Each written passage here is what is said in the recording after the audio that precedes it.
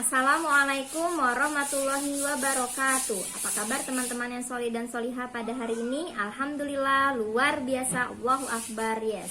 Teman-teman, hari ini kita pelajaran tematis. Sebelumnya kita berdoa dulu, semoga Allah memberikan ilmu yang bermanfaat kepada kita semua.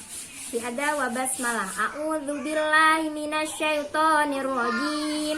Bismillahirrahmanirrahim. Raditu billahi robba wa bil islami dina wa bi Muhammadin sallallahu alaihi wasallam nabiyya wa rasula. Rabbis rahli sadri wa yassirli amri wahlul uqdatam min lisani yafqahu qawli bi rahmatika ya arhamar rahimin.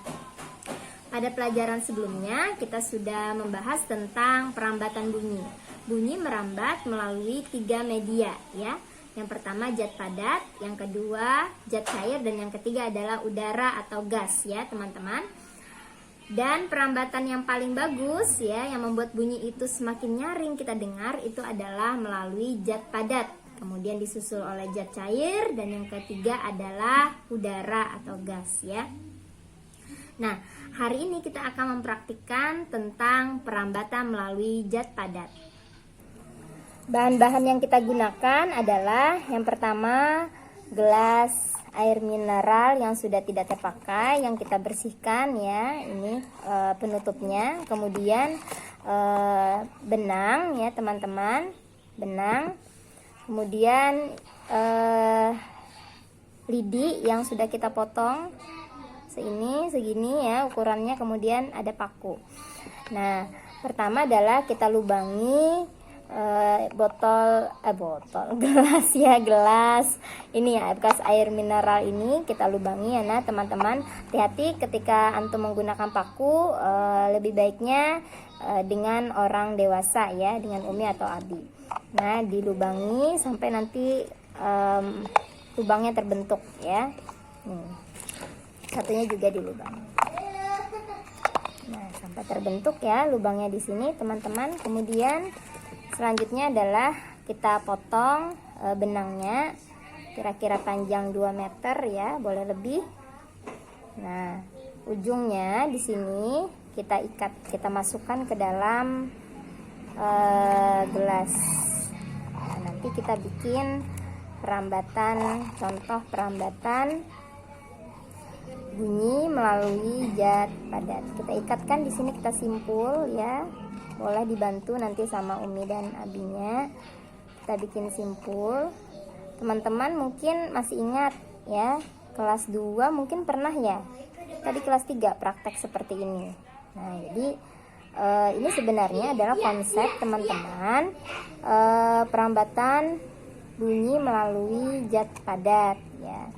Kalau waktu di kelas 2 mungkin ini permainan ya, jenis permainan telepon-teleponan. Nah ini telepon-teleponan tradisional. Nah ini ya, kemudian ujungnya. Nah ternyata ini adalah konsep teman-teman, perambatan bunyi melalui zat padat. Nanti suara antum akan terdengar jelas ya ketika menggunakan alat ini. Seperti padahal jarak antum berjauhan ya, 2 meter lebih misalnya, tapi nanti akan terdengar jelas suaranya ya. Nah seperti telepon-teleponan jadi. Nah ini telepon-telepon sudah jadi ya. Tinggal kita praktik luar ya teman-teman. Nah untuk praktik nanti ingat, talinya itu harus tegang, harus ini lurus ya. Kalau bengkok seperti ini misalnya, nah itu tidak terdengar suaranya. Tapi kalau tegang seperti ini maka akan mudah terdengar. Kita praktik langsung ya. Nah ini contohnya ya, satunya bersuara, satunya di sini mendengarkan ya. Nah nih, yang satu mendengarkan ya. Nih, nah tadi talinya harus tegang ya teman-teman, supaya bisa terdengar jelas ya. Kamu ini siapa sih? Nah Nah, itu tadi ya percobaan tentang perambatan bunyi pada zat padat ya, yakni benang. Jadi bunyinya itu teman-teman merambat ya. Gelombangnya itu merambat ya.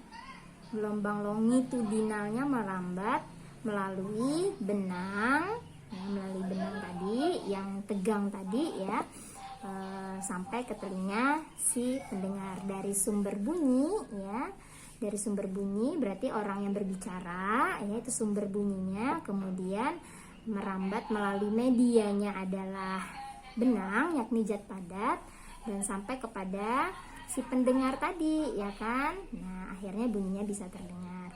Selanjutnya setelah ini kita akan belajar lagi tentang bunyi dapat dipantulkan dan dapat diserap ya.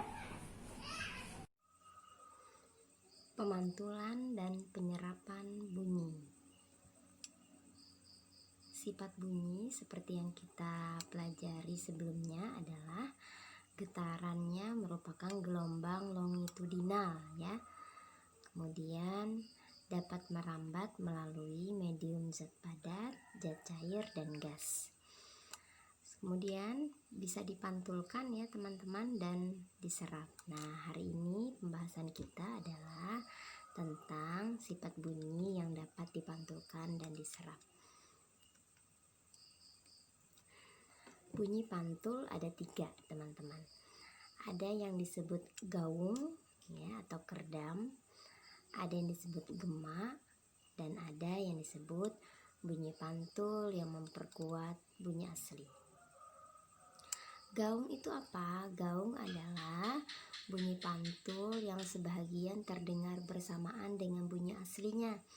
Misalnya suara yang terjadi di dalam gedung yang besar ya, misalnya gedung pertemuan atau gedung bioskop, itu akan terjadi gaung ya. Nah, kalau gema itu adalah bunyi pantul yang terdengar setelah bunyi asli selesai. Nah, misalnya itu terjadi ketika kita bersuara di dekat goa ya, kemudian di lembah ataupun di pegunungan. Biasanya suara kita akan terdengar berulang-ulang. Misalnya siapa. Nah, semakin melemah gitu ya. Nah, dan terdengar berkali-kali. Itu disebut gema ya. Nah, yang ketiga adalah bunyi pantul yang memperkuat bunyi asli.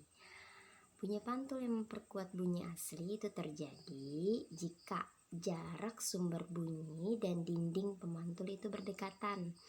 Misalnya suara di ruang tertutup ya, misalnya di ruangan tertutup itu akan lebih keras terdengar daripada ketika kita berbicara di lapangan atau di ruang yang terbuka gitu ya, contohnya misalnya di sini di kelas yang tertutup. Nah, makanya kalau misalnya di kelas kan lebih bagus itu ditutup kelasnya supaya suaranya itu bisa terdengar jelas.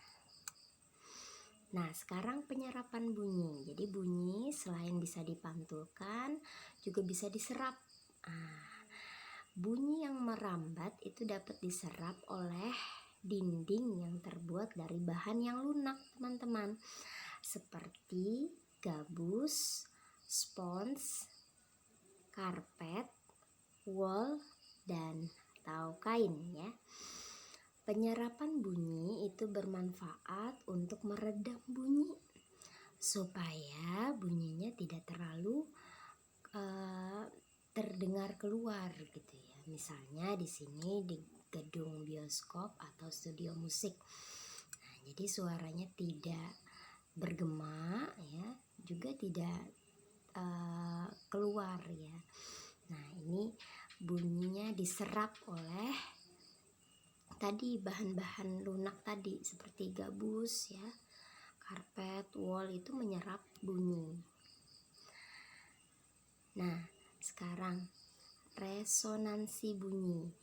Resonansi bunyi itu adalah proses bergetarnya benda lain karena getaran bunyi tersebut. Nah, Resonansi ada yang menguntungkan, seperti misalnya bunyi indah pada alat musik ya. Bisa juga merugikan, misalnya seperti bunyi roket yang sedang dilepas landas ya teman-teman, atau pesawat yang sedang lepas landas. Itu akan membuat benda-benda di sekitarnya bergetar dengan keras ya. Seperti di rumah ustazah itu kalau pesawatnya sedang lepas landas itu bergetar kaca rumahnya. Nah, jadi itu salah satunya ketika dekat dengan kawasan bandara ya. Nah, terakhir menjadi wajada ya teman-teman, semoga penjelasan ustazah bermanfaat. Syukron jazakumullah khairan katsira. Wassalamualaikum warahmatullahi wabarakatuh.